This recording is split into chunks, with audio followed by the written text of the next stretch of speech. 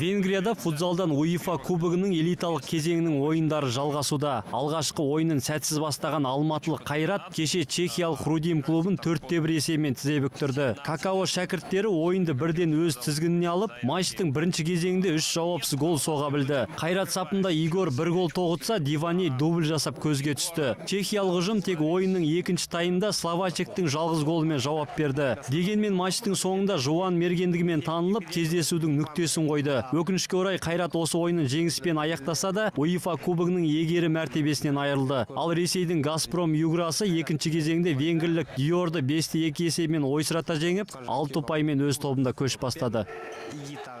Лондондық Челси клубының қожайыны Роман Абрамович корольдік клубтың сұрмергені Криштиану Роналдуны сатып алу үшін 100 миллион евро төлеуге әзір. Бұл туралы АС басылымы хабарлайды. Басылым таратқан ақпаратқа сүйенсек, Ресейдің миллиардері Абрамович Челси құрамын жаңартып, Роналду сынды бірқатар үздік футболшыларды командасына шақырмақ ойы бар екен. Айта кетейік, Роналдуның Мадридтік Реал клубымен жасаған келісім шарты 2018 жылы аяқталады. Осыған дейін Португалия құрамасының шабуылшысын ПСЖ ұжымы сатып алмақ болған.